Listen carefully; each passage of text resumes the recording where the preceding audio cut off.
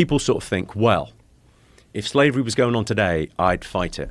Mm-hmm. And if Hitler was around today, I'd fight it. Mm-hmm. And you go, but he is. And there is. There's 40 million slaves currently in the world. Yeah.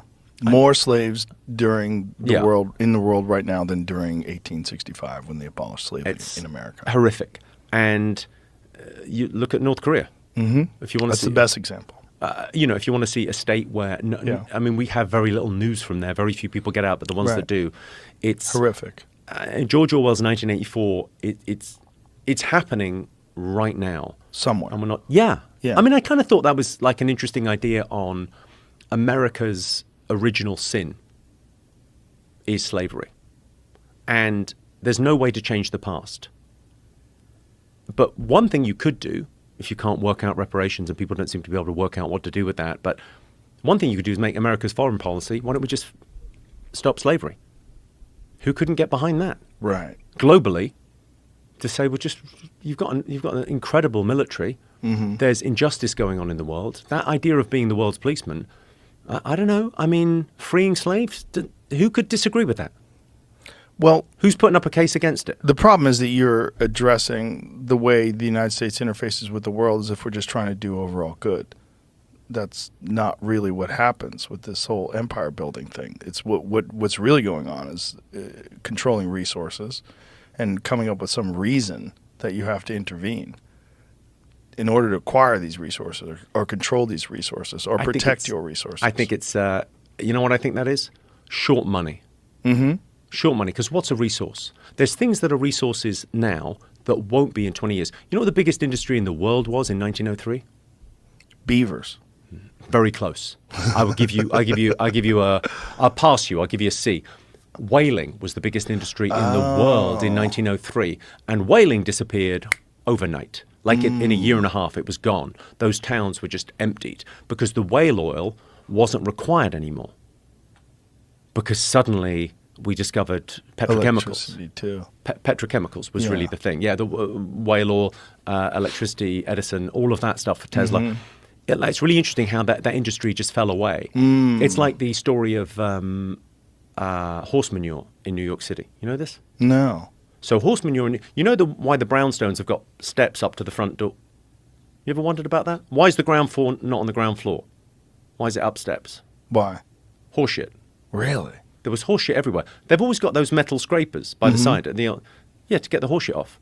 You know the old movies, they always talk about smelling salts. There's a lot of references to smelling salts. Mm-hmm. Yeah, the smell was horrific. If a horse died in the street, you had to wait for it to atrophy to cut it up and take it away. New York was the sound. Cobbled streets, metal wheels on the carts. Horses everywhere. So they made a law to say, right, horses, we're going to put a tax on them. Didn't change anything. Made another law the next year. We're doubling the taxes. Right, we're going to do a thing with, we're going to say if you have a horse, then you have to do this, you have to do that, whatever it was. It kept on. And what stopped it? Henry Ford. Cars came along, all gone. There's 5 of them left in Central Park. Right.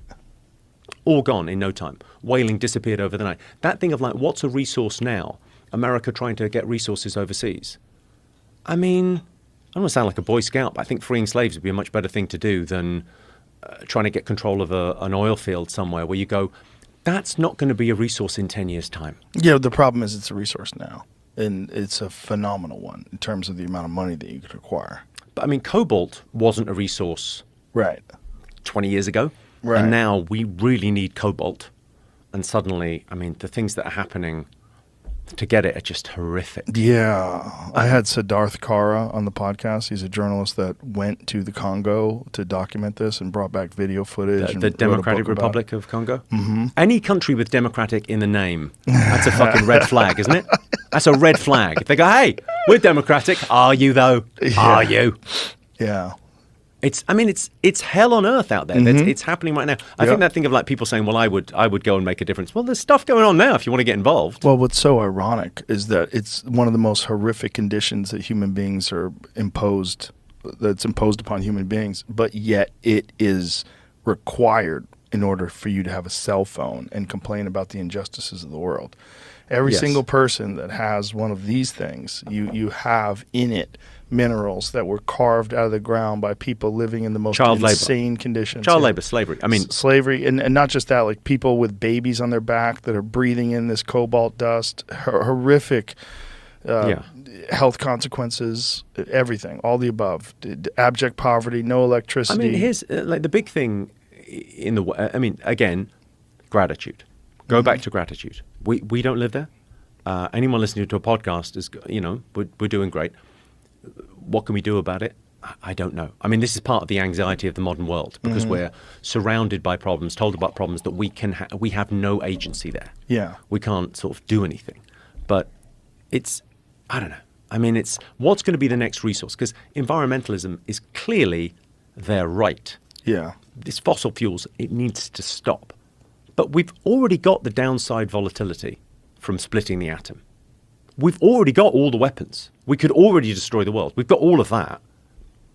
Why are we not building? And the tests have been done, right? There's nuclear submarines. You know what the range is on a nuclear submarine?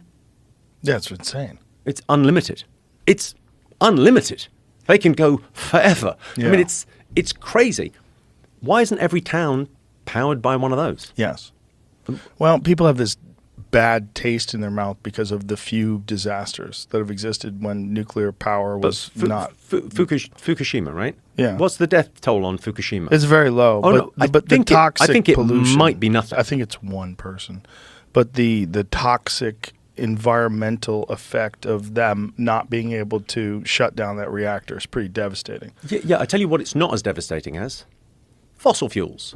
So it's as opposed to what is always the question. Burning coal. Right. Yeah. So burning coal, endlessly burning coal. Yeah. And anyone that says the environmental problem can be fixed by us cutting back is living in a dream world. Right. Because you go, well, you can't deny, like, that we owe a debt to future generations.